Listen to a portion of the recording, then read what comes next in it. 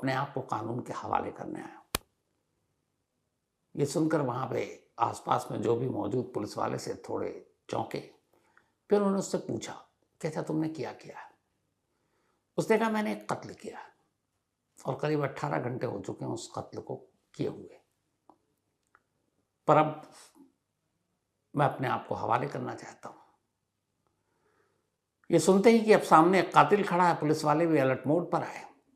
इसके बाद उन्होंने कहा कि अच्छा तुमने जिसका कत्ल किया, जो लाश है वो कहाँ है? वो पता बताता है। पुलिस वाले फौरन पुलिस की गाड़ी तैयार करते हैं, रविंद्रा को अपने साथ बिठाते हैं और थाने से मुश्किल से 1 किलोमीटर की दूरी पर एक अपार्टमेंट में पहुंचते हैं। इस अपार्टमेंट की पहली मंजिल पर एक फ्लैट, उस फ्लैट का नंबर 102। पुलिस वाले उस फ्लैट के अंदर दाखिल होते हैं। फ्लैट में चूंकि ताला लगा हुआ था, पहले बाहर जाली से कुछ लोग मोबाइल से कमरे के अंदर की अब तस्वीर खींच रहे हैं। कमरे के अंदर पंखा ऑन है, बाकी सामान है कमरे में, और सामने एक फ्रिज दिखाई दे रहा है। फ्रिज का दरवाजा बंद है। इधर चूंकि पुलिस वाले जिप्सी में बिठाकर उस शख्स को लेकर उस अपार्टमेंट में आए थे, तो नीचे जब लोगों ने देखा पुलिस की गाड़ी आई, इतने सारे पुलिस वाले आए, तो तमाम पड़ोसी भी चौकन्ने हो गए। थोड़ी देर में पड़ोसियों की भीड़ नीचे जमा थी। अब पुलिस वाले उस अपार्टमेंट फ्लैट नंबर 102 में दाखिल होते हैं।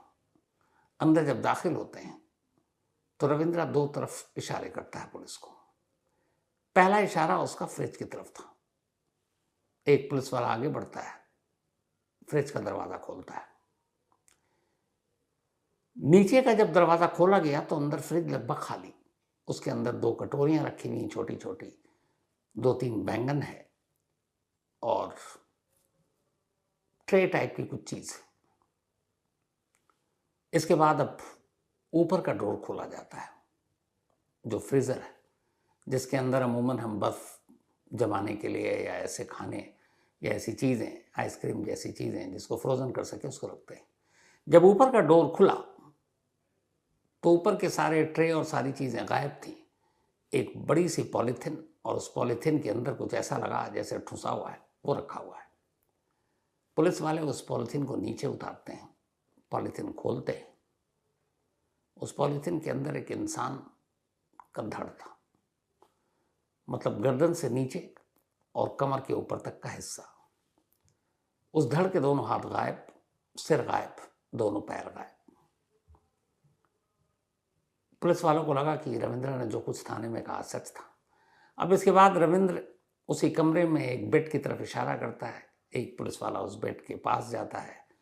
नीचे से एक और बैग जैसी चीज बाहर आती है और उसके अंदर से 2 पैर और कमर के नीचे का कुछ हिस्सा बरामद होता है।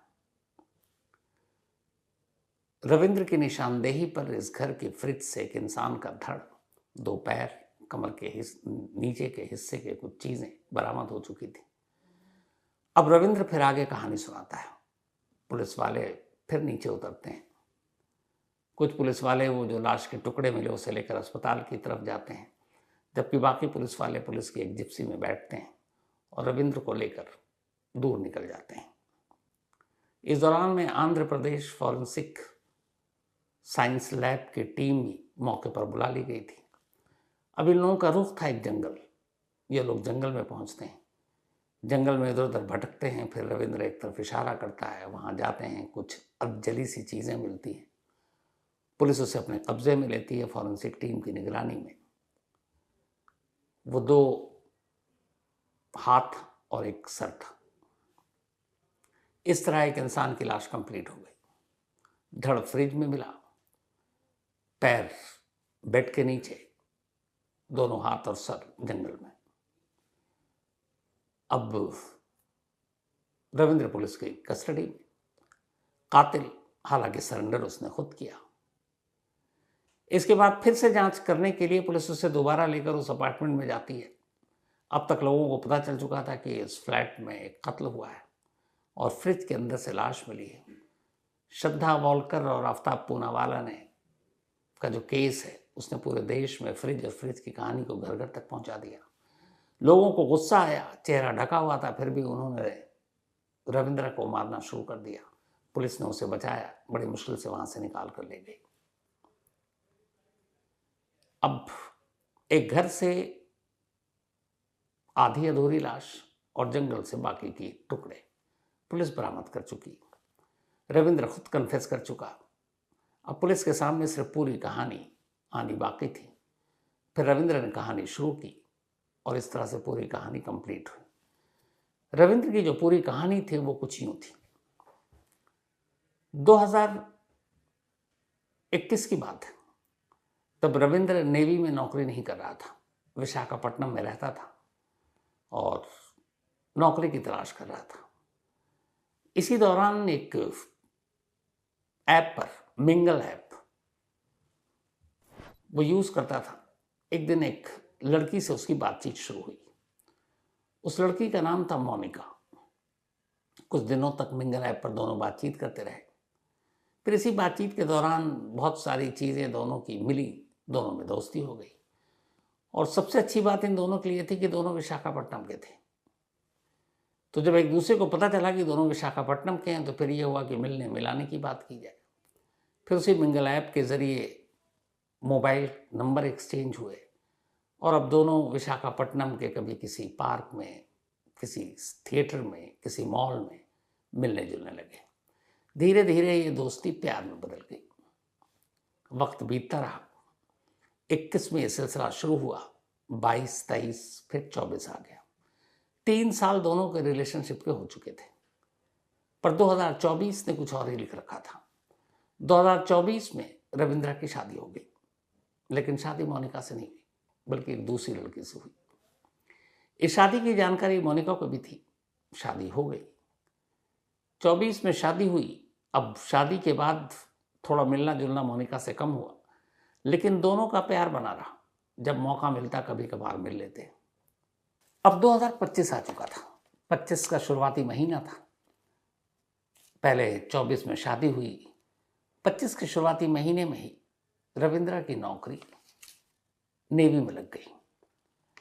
एक टेक्नीशियन के तौर पर अब रविंद्र नेवी में आईएनएस डेगा पर काम करने लगा। आईएनएस डेगा एक ऐसी जगह है जहां से आप पूरे समुद्र की सुरक्षा और रक्षा कर सकते हैं। इससे जो लड़ाकू विमान हैं वो उड़ान भर सकते हैं और ये समंदर पर दुश्मनों की निगरानी करते हैं। एक बहुत ही इंपॉर्टेंट पोस्ट है ये। एक तरह से एक वायु स्टेशन है आईएनएस डेगा।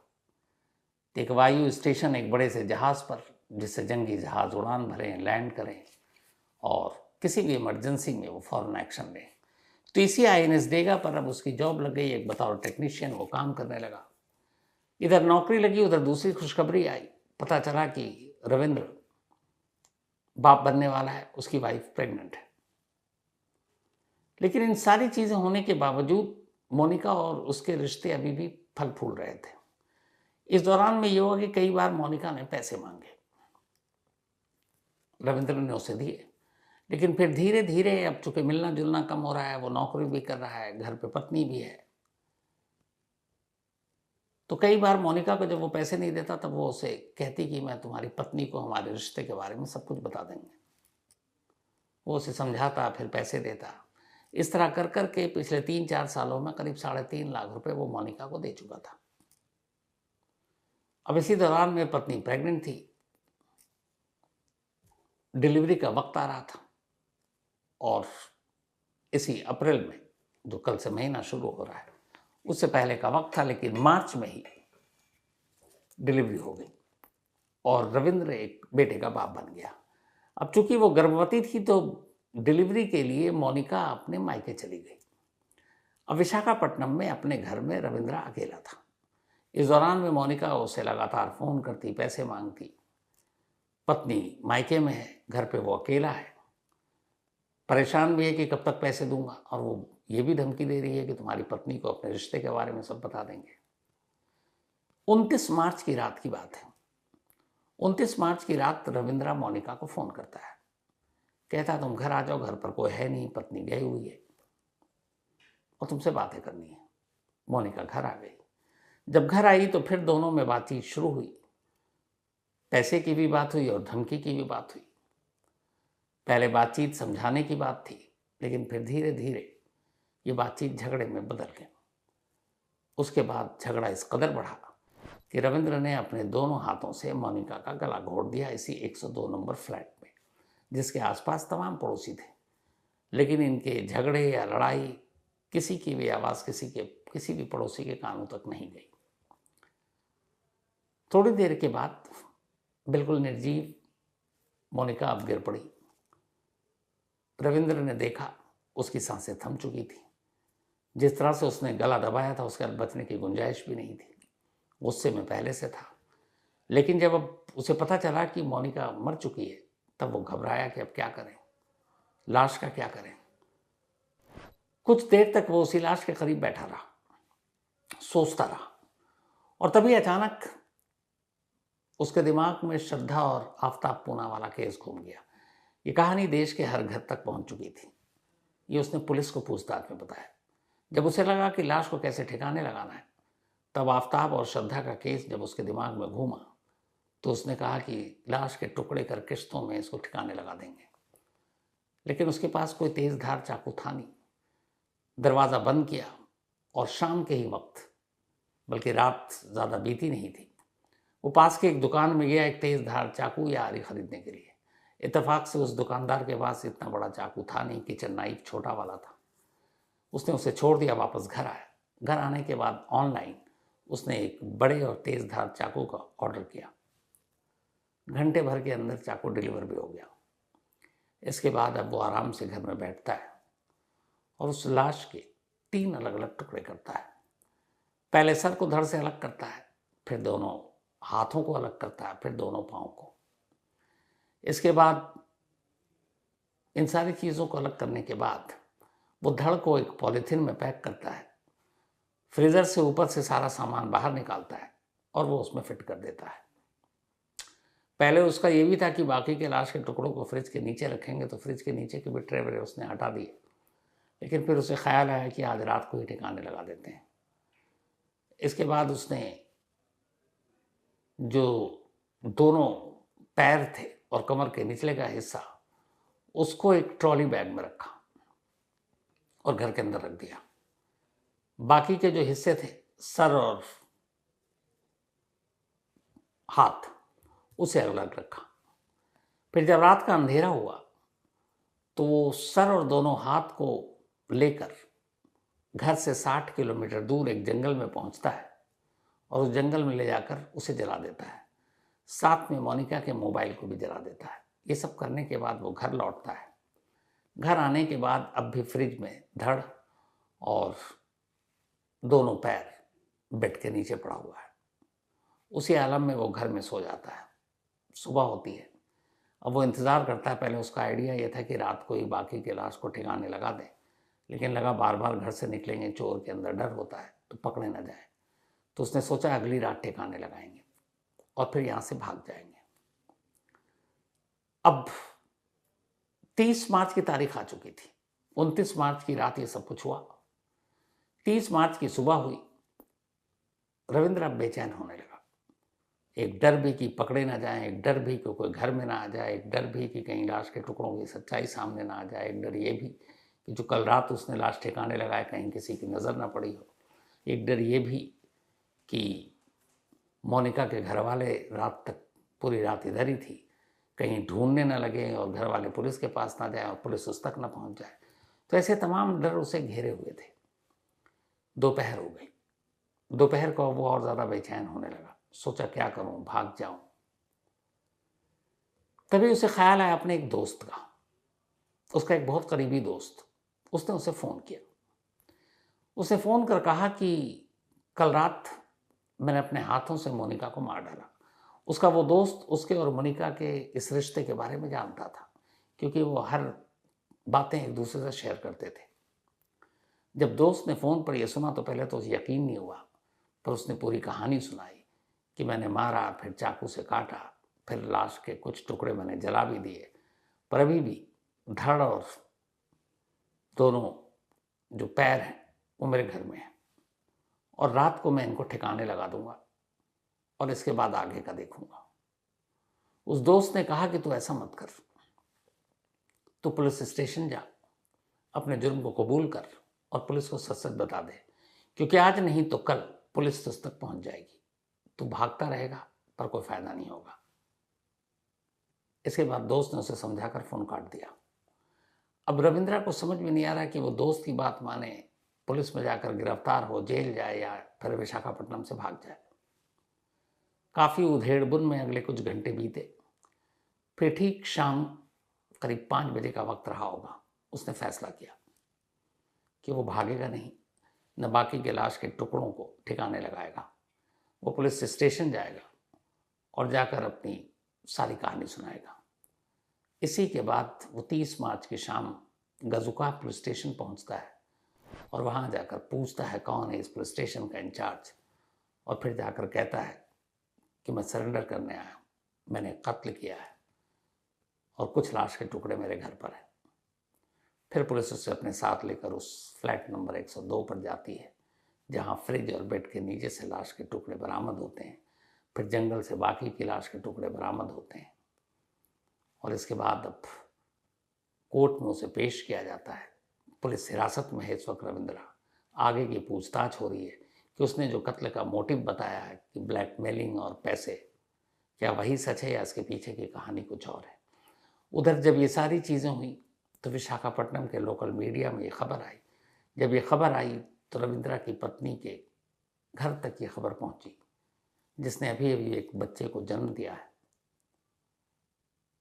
और किसी को यकीन नहीं हो रहा है। अब यहाँ रविंद्रा, उसकी किस्मत में जेल है, उधर उसकी वाइफ की तकदीर ये कि इधर बेटा पैदा हुआ और पति अब एक लगभग एक तरह से तो बिछड़ ही गया, क्योंकि उसने काम ऐसे किए। तो एक साथ कई घर पर इसका असर हुआ। तो the city of destiny, Visakhapatnam, तकदीर का शहर, भाग्य का शहर। मोनिका के भाग्य में यही लिखा था शायद इस शहर में। रविंद्रा को एक कत्ल करना था, शायद यही था। और रविंद्रा की पत्नी और उसके बच्चे, जिनका कोई कसूर नहीं, पूरी जिंदगी वो इसी तोहमत के साथ कि उनका पति एक कातिल और उसने कत्ल भी ऐसा किया कि लाश के टुकड़े कर फ्रिज के अंदर रखा, बेड के नीचे रखा, जलाया।